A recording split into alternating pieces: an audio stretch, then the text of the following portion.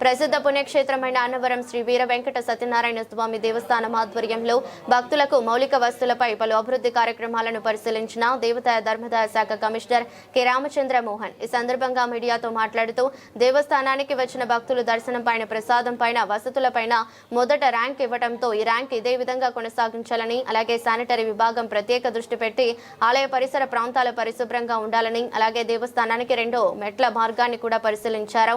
ఈ మెట్ల మార్గ ప్రారంభోత్సవానికి సీతారామ సత్రం శంకుస్థాపనకు దేవాదాయ ధర్మాదాయ శాఖ మంత్రి వర్యులు ఆనం రామనారాయణ రెడ్డి ఆహ్వానిస్తామని తెలిపారు. అదేవిధంగా క్యూ లైన్లో ఎక్కువసేపు నిలబడకుండా మన మిత్ర యాప్ ద్వారా మరియు కియోస్కి మిషన్ల ద్వారా భక్తులు టికెట్లు తీసుకునే విధానాన్ని సంతృప్తికరంగా ఉన్నదని అభినందించారు.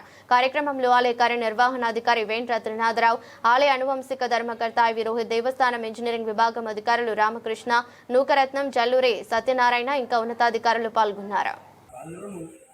ఒకటి, దర్శనాలు సంతృప్తికరంగా జరిగిందా లేదా.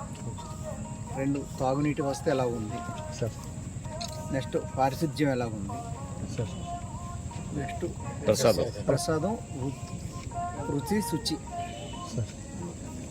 హైజీన్ అండ్ టేస్ట్ ఎలా ఉంది. ఈ 4 పారామీటర్స్ మీద ఇప్పుడు ఏంటంటే 70% క్రాస్ అయ్యి అది సస్టైన్ అవుతుంది. 70% పైన ఇది అవుతుంది, అది 80% వరకు రావాలన్నది. అదేవిధంగా మనమిత్ర వాట్సాప్ గవర్నమెంట్ యాప్ ఉంది. ప్రధానంగా దాన్ని ఎక్కువ వినియోగించుకుని దాని ద్వారా తీసుకోవాలని. దాని ద్వారా ఏంటంటే ఇక్కడ ఉన్న వాళ్ళకి వీళ్ళ విచక్షణాధికారం పోద్ది. ఇక్కడ కౌంటర్లో ఉన్నవాడు ఏదో ఇచ్చేసి ఇది పోతుంది. ఒకటి, అల్టిమేట్గా భక్తుడు ఇనీషియల్గా ఏంటంటే దానికి అలవాటు పడేదాకా కొంచెం టైం పట్టచ్చు, కొంచెం కష్టం. కానీ వన్స్ అలవాటు పడిన తర్వాత వాళ్ళకి సౌకర్యం ఉంటుంది. ఇంటి దగ్గర ఉండగానే బుక్ చేసుకుంటాడు. ఈవెన్ ప్రసాదం టికెట్ కూడా అక్కడ బుక్ చేసుకుంటాడు, ఇక్కడికి వచ్చి చేసుకుంటాడు. ఇక్కడ మళ్ళీ రిపీటెడ్గా కౌంటర్లో కొన్ని సంవత్సరాల క్రితం చూస్తే ఖచ్చితంగా ప్రసాదాలు క్యూలు అనేది కూడా చాలా భారీగా ఉండేది. మళ్ళీ ప్రసాదం టికెట్ తీసుకోవడం, మళ్ళీ కౌంటర్లోకి వెళ్ళి తీసుకోవడం. దశల వారీగా దాన్ని పూర్తిగా తొలగించాలని మొత్తం అన్నిటికీ ఆన్లైన్ టికెటింగ్. మనమిత్ర వాట్సాప్, ప్రధానంగా ఏంటంటే మనమిత్ర వాట్సాప్ యాప్ ద్వారా ఇటీవల కాలంలో ఏంటంటే 50%, కనీసం 50% టికెట్స్ మనమిత్ర వాట్సాప్ యాప్ కిందకే తీసుకురావాలి. అన్ని చోట్ల దానికి కూడా మొన్న రీసెంట్గా లాస్ట్ వీకే ఉత్తర్వులు ఇవ్వడం జరిగింది. ఎవరైనా మనమిత్ర ద్వారా తీసుకోవడం. దశల వారీగా దీంట్లో ఏంటంటే అన్నవరం మిగతా ఎలాగున్నా ఈ అకామిడేషన్ విషయంలో కొంచెం మిడిల్ మ్యాన్కి అది ఆస్కారం ఉండేది. ఆ దళారీ వ్యవస్థ కూడా గ్రాడ్యువల్గా తప్పనిసరిగా దీంతో తొలగిపోతాయి. ఇక్కడికి వచ్చినట్టుగా భక్తులు టికెట్ బుక్ చేసుకుని వస్తే ఇంకా ఎవరైనా కలపడే అవకాశం. ఆ రకంగా ఏంటంటే పారదర్శకత పెంచడం, భక్తుల సౌకర్యాల కల్పన, సైమల్టేనియస్గా పారదర్శకతను పెంపొందించడం. కానీ అసలు భక్తుడికి సౌకర్యాలు ఎక్కడ అవసరమో అవన్నీ వాలంటీర్స్ అటెండ్ అయ్యి వాతావరణం తీసుకురావడం కోసం స్పెషల్ డ్రైవ్ చేపట్టడం జరిగింది. దాని ద్వారా ఆ యాప్ దానికి ప్రత్యేకంగా SOP కూడా ఇవ్వడం జరిగింది.